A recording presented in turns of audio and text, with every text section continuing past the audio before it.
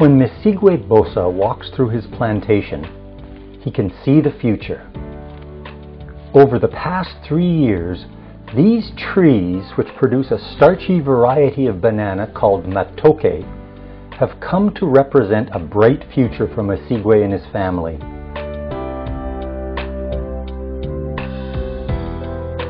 Because of this plantation, Misigwe can count on steady and reliable income for food, clothing, and school fees for children and grandchildren.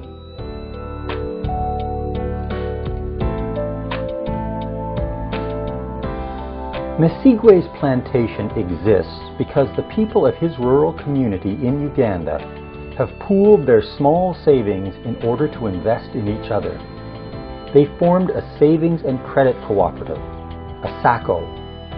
Loans from the Nadangira Agali Awamu SACCO have allowed Misigwe to build his plantation one seedling at a time.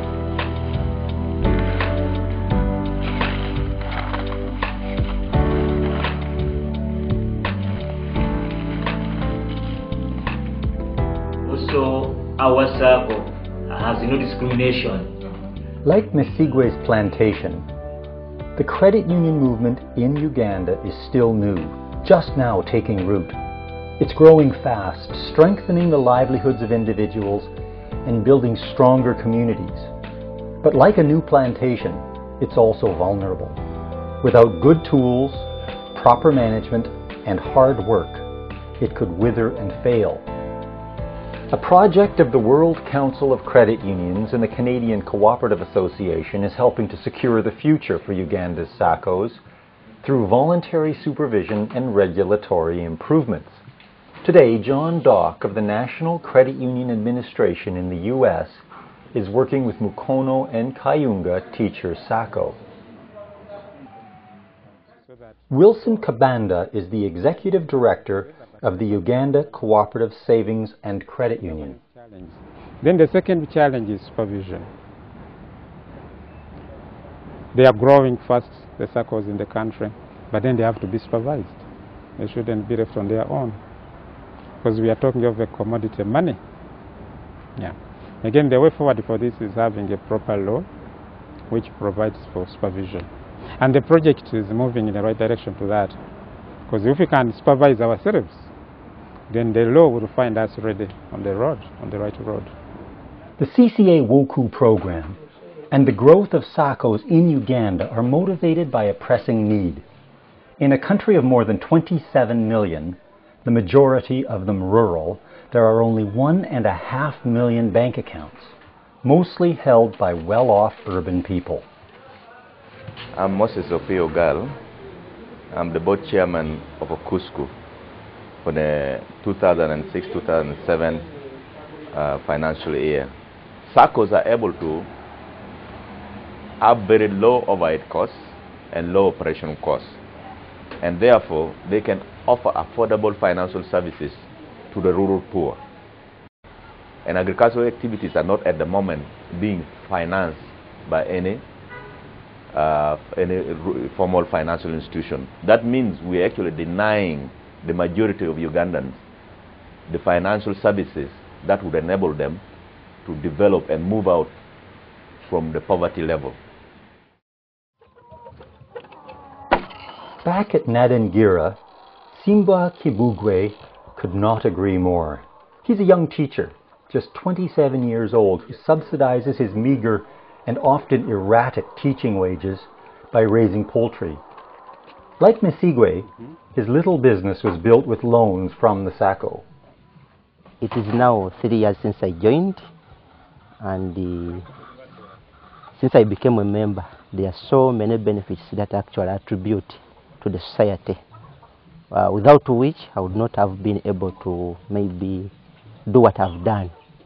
Because I remember when I'd just come here, I was not a member, but I began the poultry project.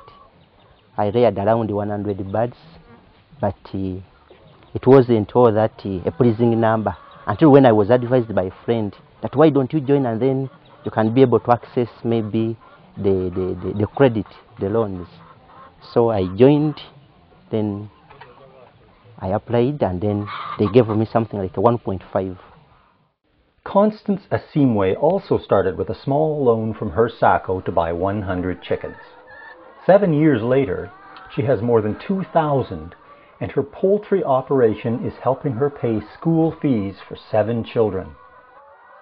Constance is a member of Kagera People's Savings and Credit Society, located in the western part of Uganda near the border with Rwanda. Priva Sasirwe is the manager. Since attending CCA's Women's Credit Union Mentorship Program in 2005, her credit union has grown by 80%. As a rural credit union, Kagera People's is heavily involved in lending for agriculture and small business, but it also offers loans for school fees. For Priva, education, for both girls and boys, is a passion.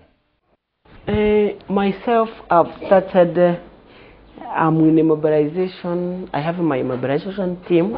We go to parishes, and we usually call people, the local council leaders. We call them and we teach them the use of a woman in a country. So that's where we bring ideas of taking girls to school. There has been a mentality in Africa that girls, if you have 2 children, one is a girl and another one is a boy, you will first get school fees for the boy before the girl gets. So girls have been unfortunate. Tumosiwe Nuben is convinced. Over the objections of her husband, she borrowed money for this plantation in order to raise school fees for both sons and daughters. The need for SACCOs is huge, to strengthen communities, to build local economies, but mostly to make life better for the poor.